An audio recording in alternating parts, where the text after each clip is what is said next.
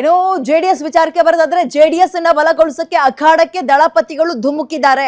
ಒಂದ್ ಕಡೆ ನಿಖಿಲ್ ಕುಮಾರಸ್ವಾಮಿ ರಾಜ್ಯ ಯಾತ್ರೆ ಆದ್ರೆ ಮತ್ತೊಂದ್ ಕಡೆ ಪಕ್ಷ ಸಂಘಟನೆಗೆ ಎಚ್.ಡಿ. ದೇವೇಗೌಡರು ಒತ್ತು ಕೊಡ್ತಾ ಇದ್ದಾರೆ.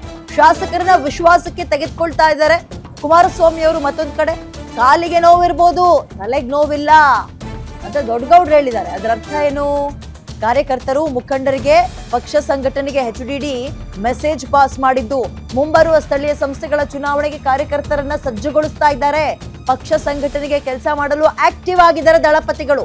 ಅಪ್ಪ, ತಾತ, ಮೊಮ್ಮಗ ಮೂವರು ಕೂಡ ಆಕ್ಟಿವ್ ಆಗಿದ್ದಾರೆ. ಪಕ್ಷ ಸಂಘಟನೆಗೆ ಕೆಲಸ ಮಾಡೋಕೆ ಆಕ್ಟಿವ್ ಆಗಿದ್ದಾರೆ ದಳಪತಿಗಳು.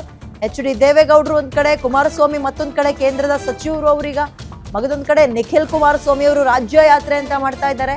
ಏನಾದ್ರೂ ಮಾಡಿ ಈಗಿರುವಂತಹ ಪ್ರಾದೇಶಿಕ ಪಕ್ಷವನ್ನು ಉಳಿಸ್ಕೊಳ್ಳೇಬೇಕು.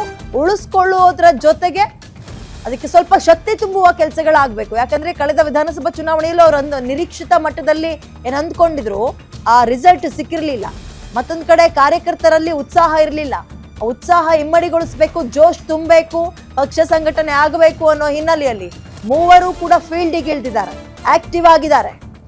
ಮುಂಬರುವಂತಹ ಈ ಸ್ಥಳೀಯ ಚುನಾವಣೆಗಳಲ್ಲಿ ಜೆಡಿಎಸ್ ಪಾರುಪತ್ಯವನ್ನ ಬೆಳೆಸೋದಕ್ಕೆ ಇದು ಸಹಾಯ ಮಾಡುತ್ತೆ ಅಂತ ಅವರ ಅಂದಾಜು.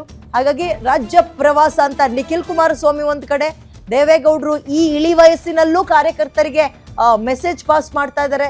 ಎದ್ದೇಳಿ, ಸ್ಟ್ರಾಂಗ್ ಆಗ್ಬೇಕು, ಪ್ರಾದೇಶಿಕ ಪಕ್ಷವನ್ನ ಉಳಿಸ್ಕೊಳ್ಬೇಕು, ಕಾಲಿಗೆ ನೋವಿರ್ಬೋದು, ತಲೆಗೆ ನೋವಿಲ್ಲ ಅನ್ನೋ ಒಂದು ಬಹಳ ಒಂದು ಶಾರ್ಪ್ ಆಗಿರೋ ನುಡಿಯನ್ನ ಆಡೋದ್ರ ಮುಖಾಂತರ ಕಾರ್ಯಕರ್ತರನ್ನ ಬಡಿದೇಳಿಸುವಂತಹ ಕೆಲಸ ಮಾಡ್ತಾ ಇದ್ದಾರೆ.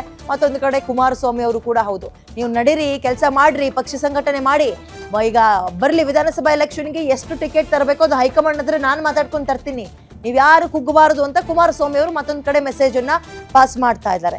ಒಟ್ಟಾರೆಯಾಗಿ ಜೆಡಿಎಸ್ ಪಕ್ಷ ರಾಜ್ಯದಲ್ಲಿರುವಂತಹ ಏಕೈಕ ಪ್ರಾದೇಶಿಕ ಪಕ್ಷವನ್ನ ಉಳಿಸಿಕೊಳ್ಳುವ ಪಣ ತೊಟ್ಟಿದ್ದಾರೆ ಮೂವರು ಕೂಡ, ತಂದೆ, ತಾತ, ಮೊಮ್ಮಗ ಮೂವರು.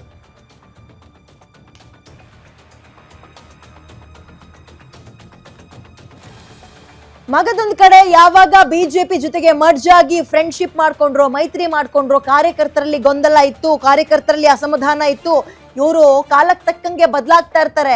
ಕಾರ್ಯಕರ್ತರು ನಾವುಗಳು ಇಲ್ಲಿ ಹೊಡೆದಾಡ್ಕೊಂಡು ಪಕ್ಷ ಸಂಘಟನೆ ಮಾಡಿರ್ತೀವಿ, ಈಗ ಅವ್ರ ಕಡೆನೆ ಹೋಗಿ ಬಾಯ್ ಅನ್ಬೇಕು, ಅವ್ರ ಕೈ ಹಿಡ್ಕೋಬೇಕು, ಅವ್ರ ಶಾಲ್ನ ನಾವು ನಮ್ಮ ಪಕ್ಷದ ಚಿಹ್ನೆಯನ್ನು ಅವ್ರು ಹಾಕೊಳ್ಬೇಕು ಅಂದ್ರೆ ಭಾರಿ ಕಷ್ಟ. ಇದು ಬಹಳ ಕಾರ್ಯಕರ್ತರ ಅಸಮಾಧಾನಕ್ಕೆ ಮುನಿಸಿಗೆ ಕಾರಣವಾಗಿತ್ತು. ಅದೆಲ್ಲವನ್ನ ಶಮನ ಮಾಡುವತ್ತ ಇದೀಗ ಲೀಡರ್ಸ್ಗಳು ಮುಂದಾಗ್ತಾ ಇದ್ದಾರೆ.